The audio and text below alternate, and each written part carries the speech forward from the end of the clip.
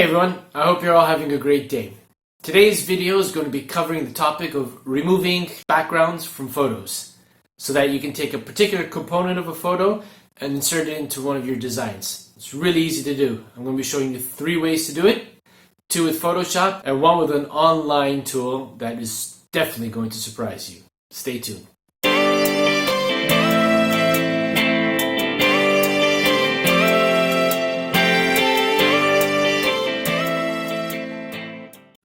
So before we move on to the video, if you like content like this, I'd really appreciate it if you could hit that subscribe button and click on the bell notification icon, like the video, and share it with your friends too as well. With that said, let's get on to the video. Okay, so you want to find out some easy ways to remove a background from a photo that you may have found on the internet that you've downloaded. Obviously, that's commercial free for use. Well, you've come to the right place here. So today we're going to look at 3 ways to remove backgrounds from a photo. And what I've done is I downloaded a photo of a dinosaur skeleton, which I thought was really cool. Looks like a Tyrannosaurus Rex here. And as you can see, there's a nice solid black background behind it. And I want to extrapolate that so that I can use the skeleton of the dinosaur in a design. Now, what you can do here in this particular case is you click on Select at the top, and you choose color range, and then what you're going to do is you're going to choose this eyedropper icon, and you're going to click outside of the skeleton, right? And as you can see, you have a silhouette of the skeleton here in black and the background in white. Now you can refine the fuzziness by grabbing the slider here and increasing or decreasing. Now as you can see, when I increase the fuzziness, the silhouette of the dinosaur is becoming a little bit lighter. This is telling you that Photoshop is selecting anything close to black that's already within the dinosaur skeleton. We don't want that. So we want to make sure that our skeleton silhouette is as close to pure black as possible. So in this case, I'm going to decrease the fuzziness, and I keep decreasing it until I get to almost all black. Okay, and I think that's pretty good right there. So what we're going to do is we're going to click on OK, and as you can see, Photoshop has made a selection around the dinosaur skeleton. Now, this is a pretty good selection, and if I had to zoom in, you can see that the marching ants are really close to the skeleton of the dinosaur. What I usually like to do is I like to go in then and refine accordingly. So after the selection process has been made, I go into it and obviously I magnify in order to see if there are any aspects of the selection that I have to refine. And as you can see over here, we've got some pieces of, or there's some parts of the skeleton which we want to keep. So I'm going to select minus on my lasso tool here, which is one of my preferred tools to use, and I just go around and I refine accordingly and trying to get as much of these marching dots deselected. But obviously for this exercise, we're not going to go through all of them. You can obviously go in and do it yourself should you want to download this particular photo to remove the background.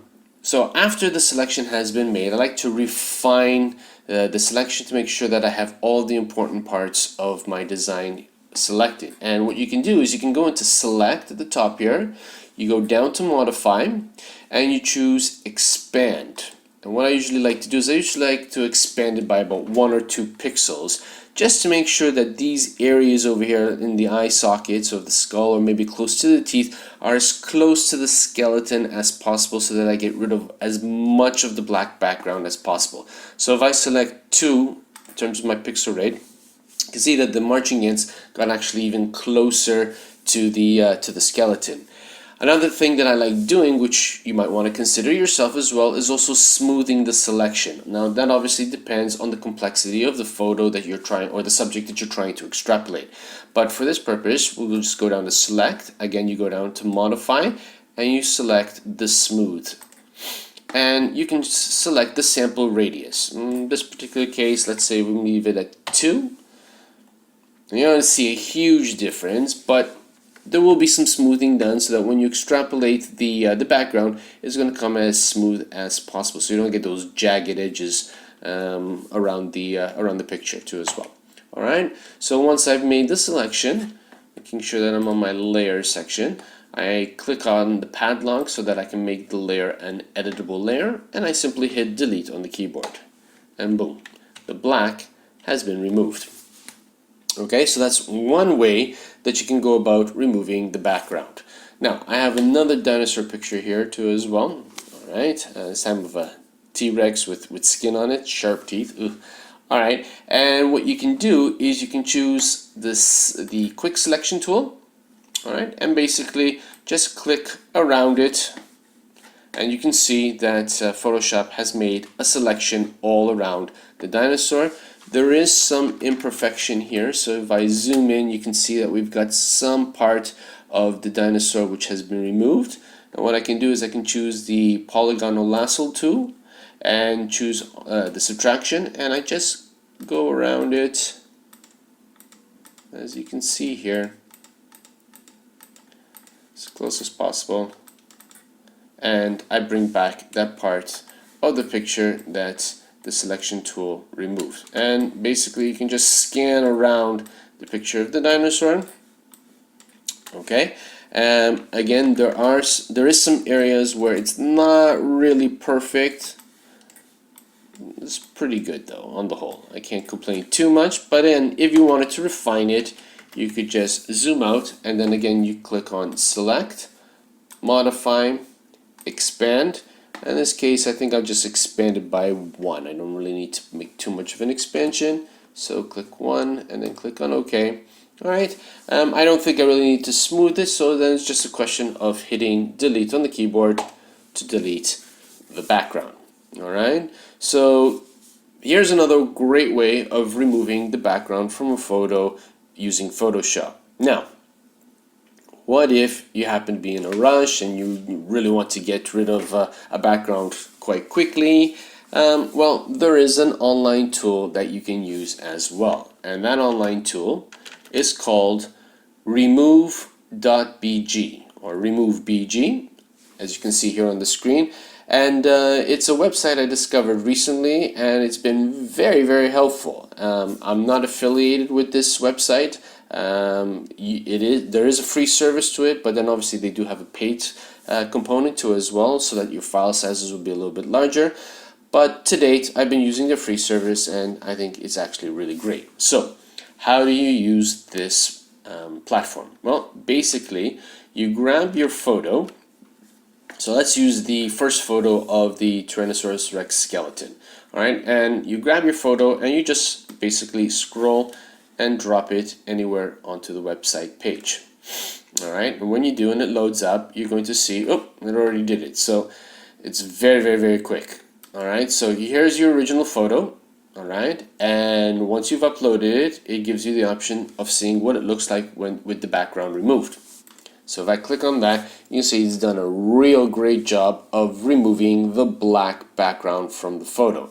And then obviously, if you're happy with it, you can click download. If you want to download it in HD, then you can click it, and obviously it's the paid service. You have to buy credits, and obviously that's something you can look in on your own should you be interested. But like I said earlier on, the free service has served me quite well to date.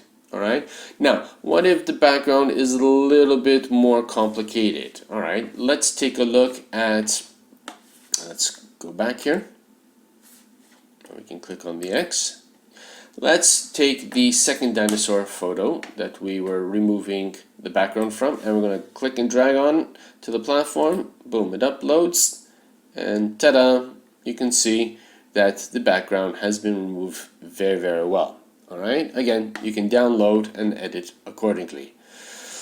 Now these two first pictures, the backgrounds weren't extremely complicated. I mean, there was a lot of solid colors there, so let's try and test this website with a real complicated background. Alright, and for this intents purposes, I'm going to choose a photo I downloaded of a Triceratops with a green forest type background. So I'm going to drag it in. Here we go. Let go.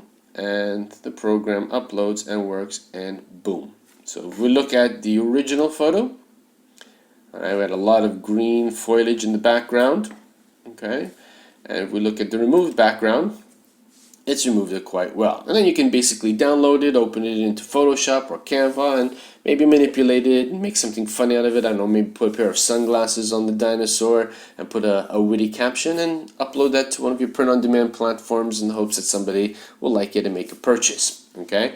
Now, as with all programs, nothing is extremely precise, and obviously the more complicated the background, the more challenging it's going to be for the website to remove the background. But it saves a lot of time. So let's try another example here, and we'll use our final dinosaur photo here. It's of a raptor, again with a very complicated background in the back, and I'm going to let go. And as you can see, it did a fairly decent job. About the only problem that we have is obviously with the teeth at the top over here.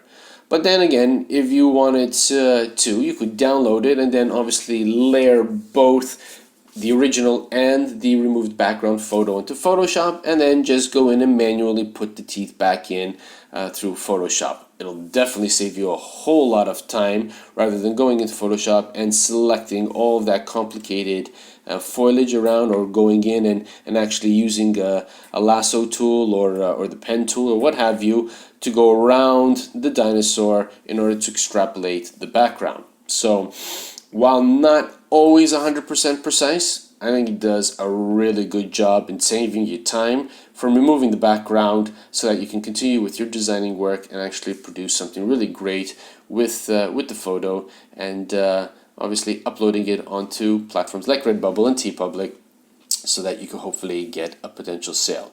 So those were 3 ways that I like using in terms of removing a background. So by way of summarizing, we can use the lasso tool, we can use the quick selection tool, we can use the color range in order to select the color range in the background and remove, and then you can obviously use remove BG, upload your photo, and allow the platform to remove the background for you too as well. Okay, so I hope that this video was very helpful for you. Please like, subscribe, and share this video if you got value from it, and we look forward to seeing you again in a future video. But for now, that's it. Take care. Bye for now.